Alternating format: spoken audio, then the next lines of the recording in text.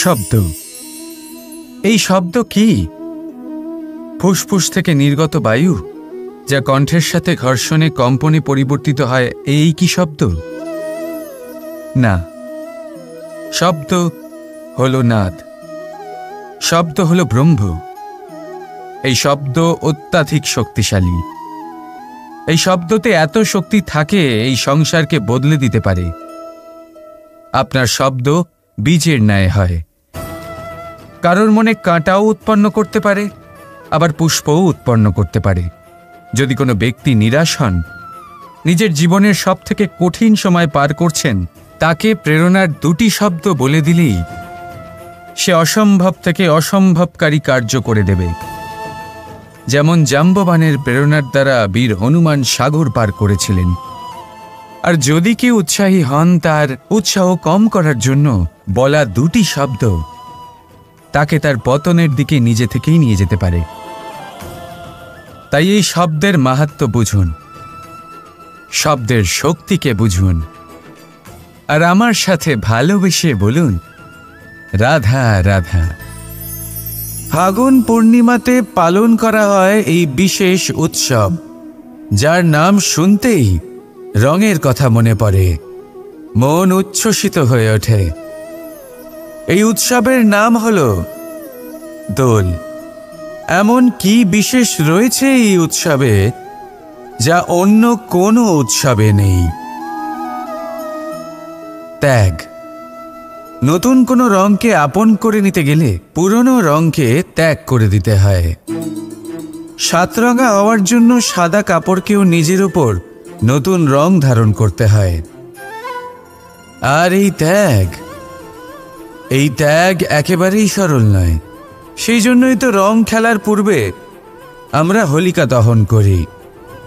হোলিকার অন্ত হল, আর প্রহ্লাদ বেঁচে গেল।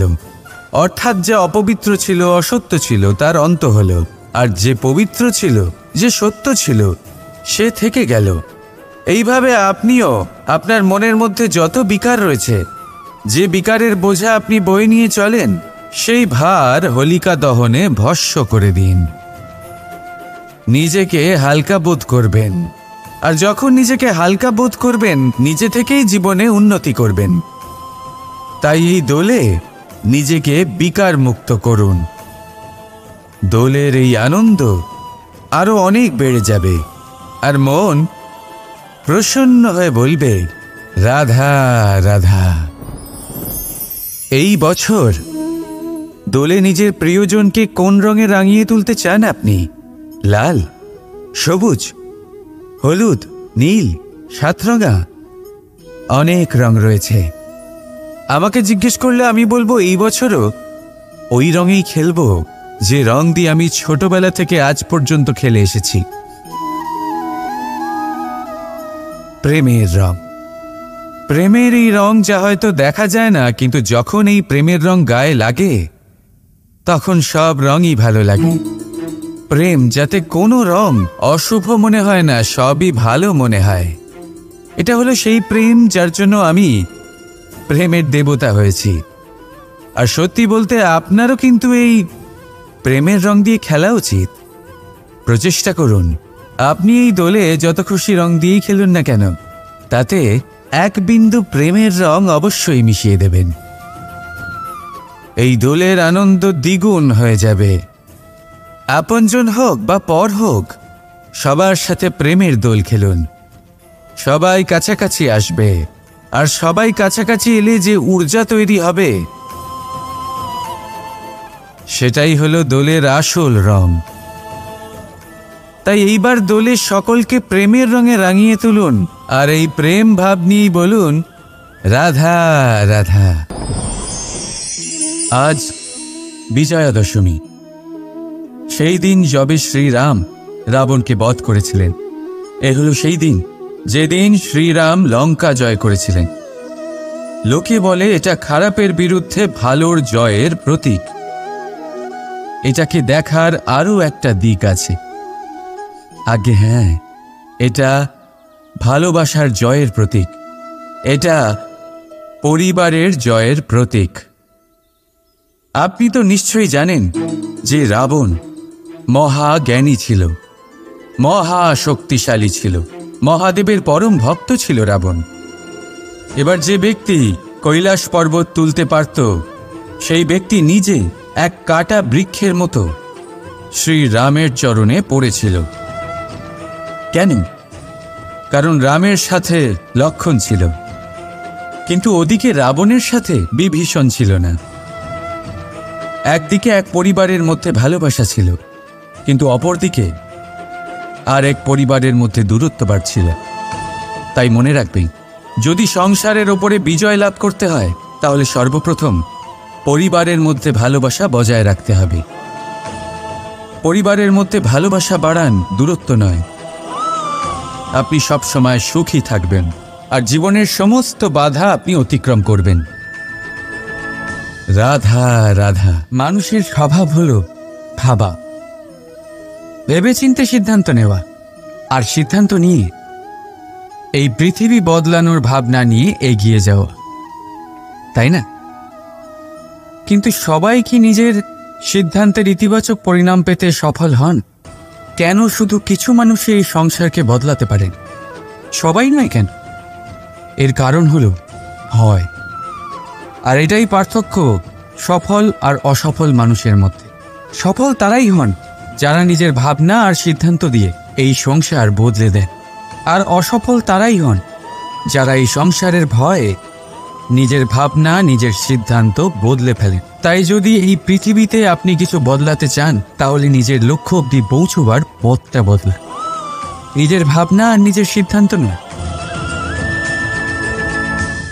রাধা রাধা। আমাদের মধ্যে অনেকেই এই ভাবনায় বিলীন থাকি যে আমাদের নিজের জীবনে আপেক্ষিক সুখ আর সুবিধা কখনো প্রাপ্তি হয়নি, কারণ ভাগ্যে এই নির্ধারিত আছে, কারণ আমরা এমন পরিবেশে জন্ম নিয়েছি। কিন্তু আপনার জন্ম কি আপনার নিয়তি নির্ধারণ করে? কিছুটা হলেও করে। যেমন বৃষ্টির ফোঁটা যখন মেঘ থেকে জন্ম নেয়, তখন তার প্রারম্ভিক কাজ ধরাতলে পড়া, কিন্তু সে ধরাতলে কোথায় পড়ছে সেটা নিশ্চিত করবে তার ভবিষ্যৎ কি হবে। কলা পাতায় পড়লে কর্পূরের মতো উবে যায়, শক্তির মুখে পড়লে মুক্তয়ে পরিণত হয়, যদি বিষধর পান করে তা বিষ হয়ে যায়। জলকণা এক আর পরিণতি তিন।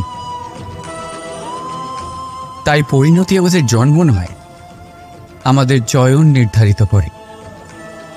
এই জন্য নিজের চয়ন ভেবেচিন্তে নির্ধারিত করুন।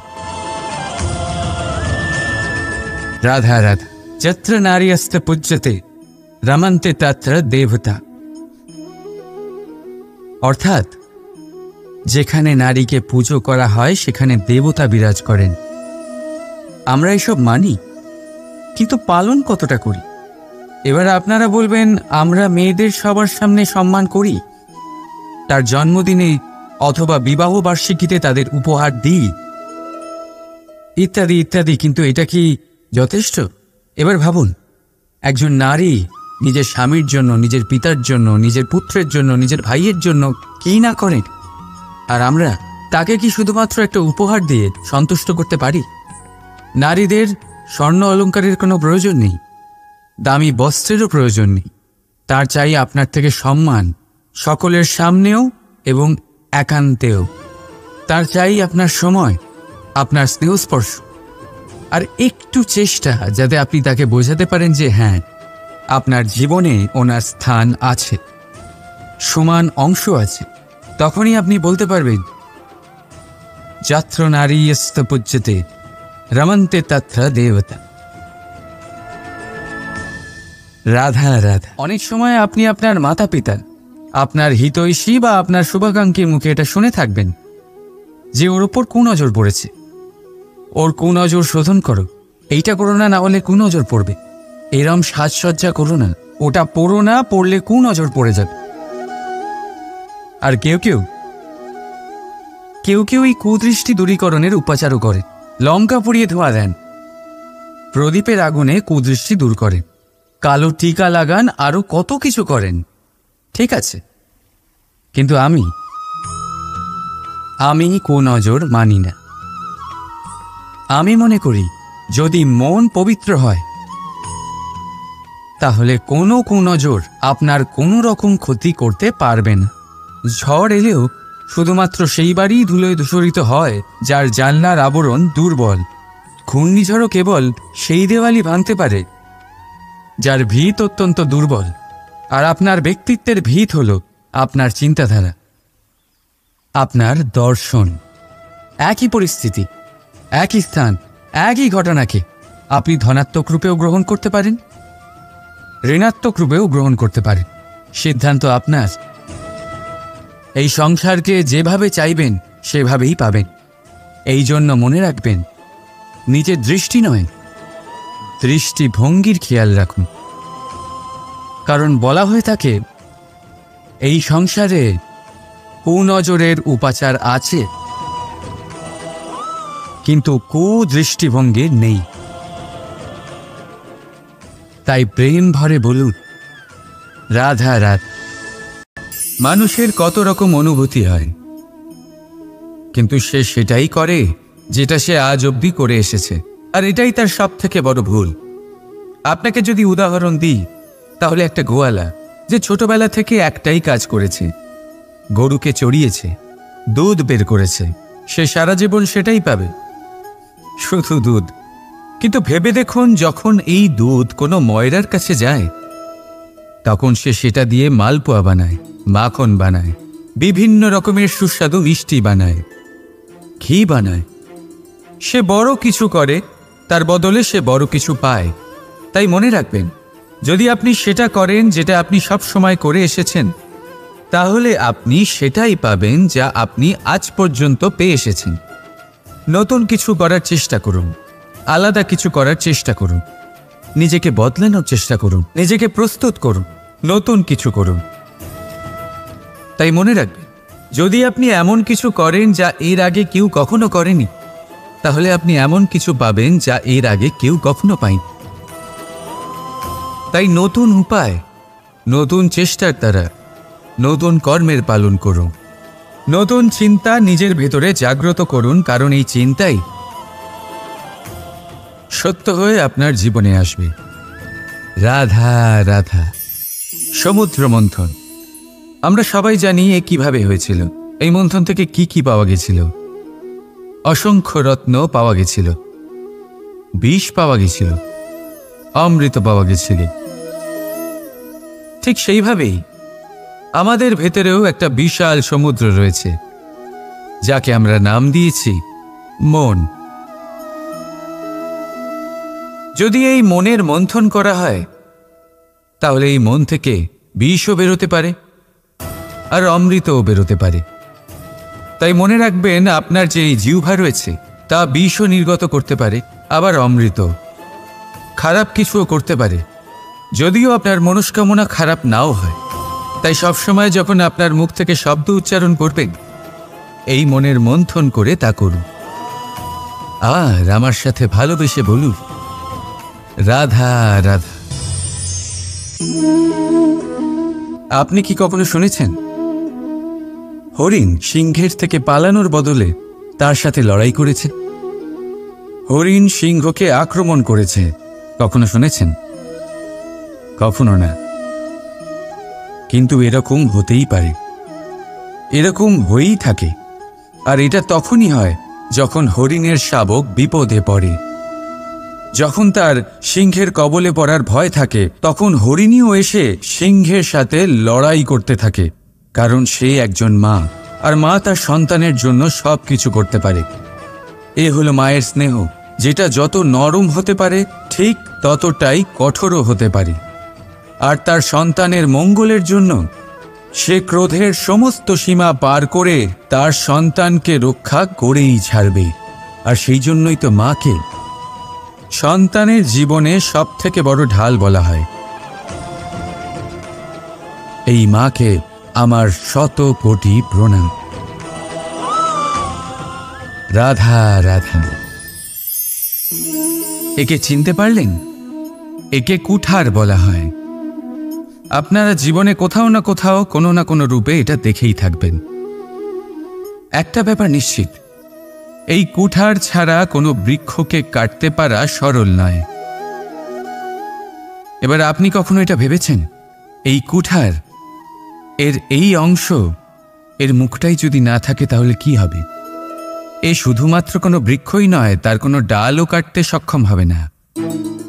এবারে ভাবুন, এই শুকনো কাঠের হাতল এ আমরা কোত্থেকে পেলাম? কোনো এক বৃক্ষ থেকেই। সেই ডাল যাকে কেটে ফেলা হয়েছিল, এক বৃক্ষকে কাটার জন্য এই ডালই শস্ত্ররূপে প্রস্তুত।